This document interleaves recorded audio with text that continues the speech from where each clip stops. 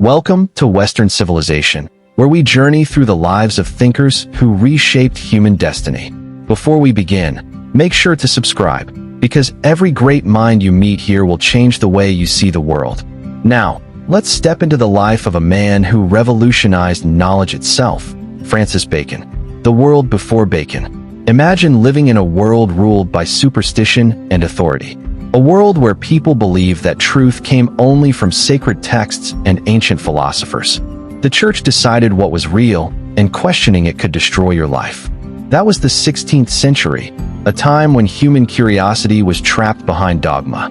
Knowledge was not discovered, it was inherited. People didn't ask why, they simply accepted because. And then came a man who dared to say, "We must begin again from the very foundations."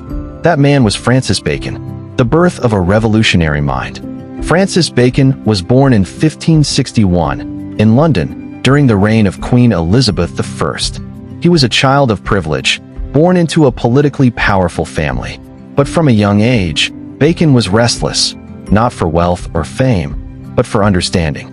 He entered Cambridge at 12, and by 15 he was already questioning the very education system that was supposed to enlighten him. While others memorized Aristotle's theories, Bacon looked up at the stars and wondered, what if Aristotle was wrong? He saw the world's greatest minds trapped in a circle of endless arguments. They debated ancient texts but never tested their ideas against reality. Bacon called this the idols of the mind, false notions that cloud human understanding, the method that changed everything. Bacon's genius lay not in discovering a specific scientific law, but in inventing a new way to think. He believed that instead of relying on authority, humans should observe, experiment, and verify. This approach became known as the Baconian method, or what we now call the scientific method. He said, knowledge is power. But he didn't mean knowledge as memorized facts. He meant tested truth, drawn from observation. He urged thinkers to collect data, look for patterns, and build general laws from evidence, not from philosophy. In his great work Novum Organum, Bacon wrote, "The human mind is like a mirror that distorts the rays of things. It mixes its own nature with the nature of things." To him, the scientist's job was to clean that mirror, to remove biases, emotions, and prejudices so that reality could reflect itself clearly.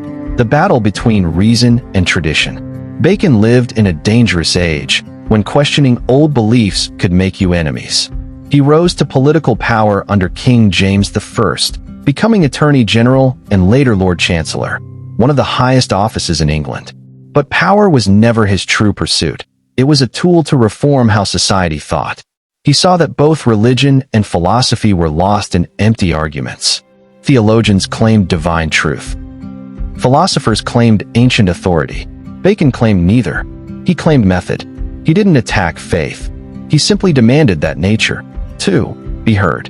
He wrote, "Let us not imagine that we can command nature, except by obeying her." That single sentence captured the soul of science. To understand nature, we must first listen to her, not impose our fantasies upon her. The fall and the legacy. Despite his brilliance, Bacon's life was not without tragedy. In 1621, he was accused of corruption, of accepting bribes as a judge.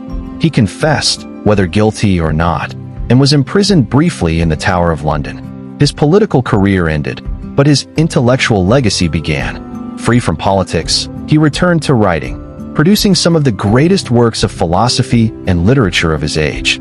He envisioned a future world governed by discovery, a utopia where knowledge replaced superstition. In his final years, while experimenting with preserving meat using snow, he caught pneumonia and died in 1626.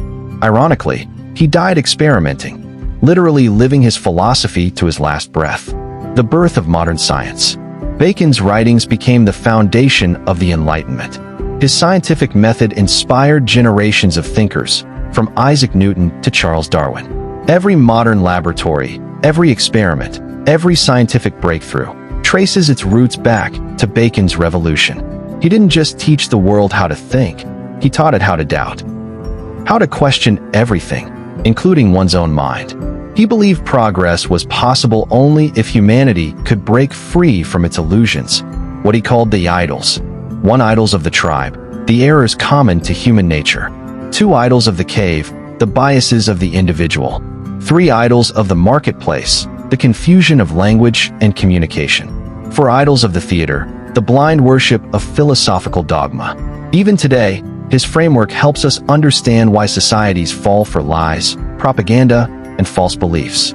He wasn't just a scientist. He was a psychologist of reason centuries ahead of his time. The dream of the future. Bacon imagined a future society dedicated to discovery, a place he called the House of Salomon, described in his unfinished work New Atlantis. There, scientists, inventors, and philosophers would work together to uncover the laws of nature and use them for the good of humanity.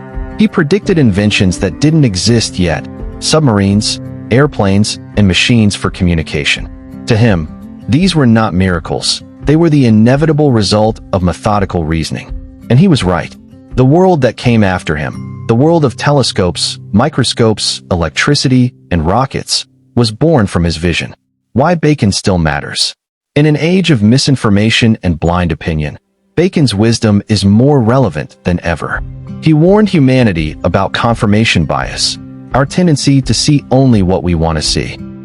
He showed that truth is not revealed in books or beliefs, but discovered through evidence and patience. He believed that progress is not a miracle, but a discipline, that every step forward requires humility before reality. Truth is the daughter of time, not of authority.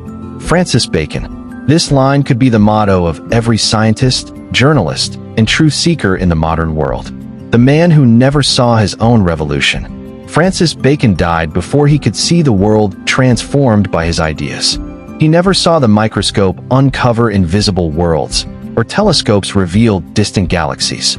He never saw how his philosophy would power the Industrial Revolution, medicine, or technology. But perhaps that's the mark of a true visionary, to plant trees whose shade one will never sit under. Today, every experiment you see, every discovery you hear, every truth verified through evidence, carries the fingerprint of Francis Bacon. He turned curiosity into a method, doubt into progress, and ignorance into opportunity. He didn't just write about truth, he built the path to find it. Final reflection for your viewers. So next time you scroll through headlines and opinions, remember Bacon's challenge. Don't believe, observe. Don't argue, test. And don't worship the past, build upon it. The freedom to think, to question, to discover, that's the gift he left us. The true revolution wasn't political or religious, it was intellectual. Francis Bacon didn't conquer nations. He conquered ignorance. And from that victory, modern civilization was born.